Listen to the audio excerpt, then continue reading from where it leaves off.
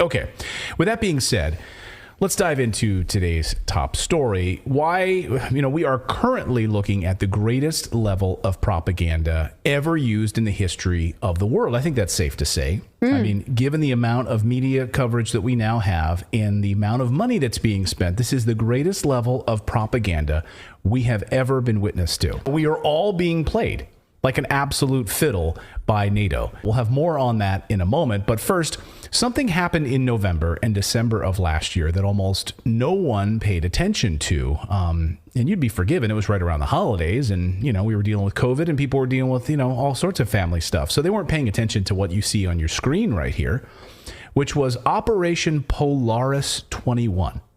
NATO forces from Greece, Italy, Spain, the United Kingdom, and the United States launched maritime exercises, including combat aircraft, surface-to-air defenses, and it lasted for weeks.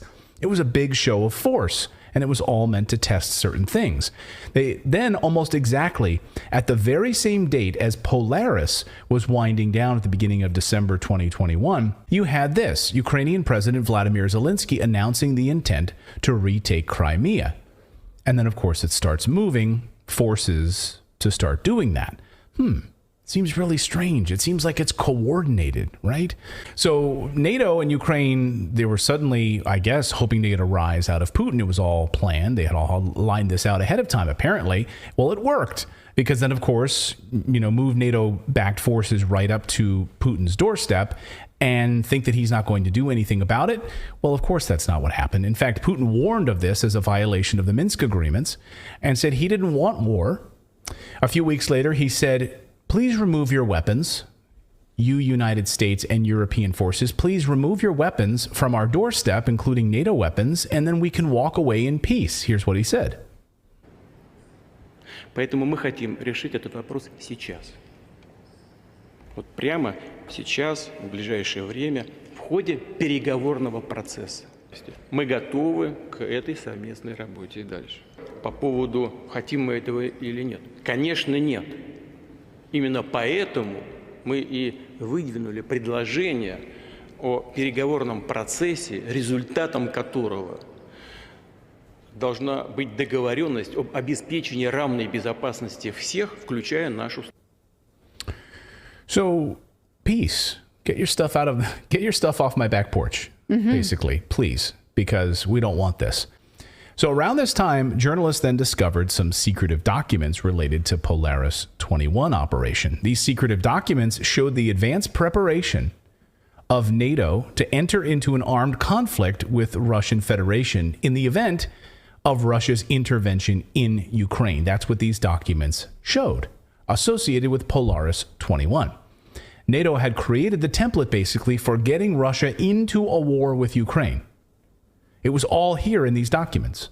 And we were seeing it playing out with jet aircraft and air defense systems being moved around. All of it was right there. It worked. Mission accomplished, by the way. But at the same time as these tensions were simmering, the U.S. and NATO were actively working to give us a new hero and remaking. There's Ben Stiller showing up to meet his hero and tell him, you are my hero. A hero in a green T-shirt that came right out of public relations playbook, all part of the propaganda plan. A propaganda plan that goes back to the very First World War.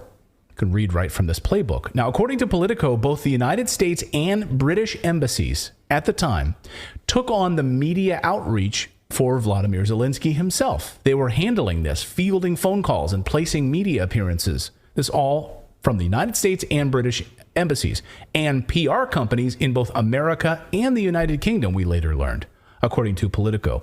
So the U.S. and the British governments actively lining up interviews and media coaching for Vladimir Zelensky. Keep wearing that green T-shirt. It's testing well. We've been testing it with our audiences, and we think that it really shows. Americans think you're right in the middle of the war. They like to see a down and dirty guy, out there on the streets of Kiev, telling it like it is. He posts videos of himself on the streets of Kiev as bombs are flying overhead. Then eagle-eyed observers, can you continue to roll that video? So eagle-eyed observers said, wait a second, something's not adding up here. But if you're looking very closely at these videos that he's posting, you'll notice that he's actually standing in front of a green screen. How do you know that? So eagle-eyed observers were able to look very closely, not just in inconsistencies with the video, the lighting, and of course the flapping of the flags and all of this stuff, but the shoulder, shots of his shoulder. Now, David, you're a green screen expert. What's the problem here?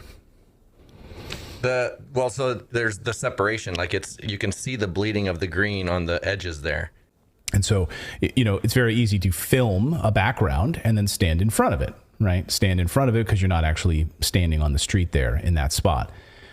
Now, of course, we learned last week that he is, in fact, standing in front of green screens, pretending to play war, as evidenced by another round of videos that has surfaced. Because, of course, it's all a Hollywood production. Film crews creating fake scenes to share on social media. Now we see him standing there in the green screen, and we get to see what this all looks like because, of course, it's all a show. And even if some of it's real, does it really matter? Because most of it's fake, right? And all it takes is one fake, right? All it takes is one part of your government to tell you lies where you start to not believe any of it, right? So, of course, it's all a Hollywood production. Film crews creating fake scenes. We now have a number of instances of this about the propaganda, fake scenes to share on social media. Like, share this out, show the destruction, show these images. Here's a few examples, right? You can roll this.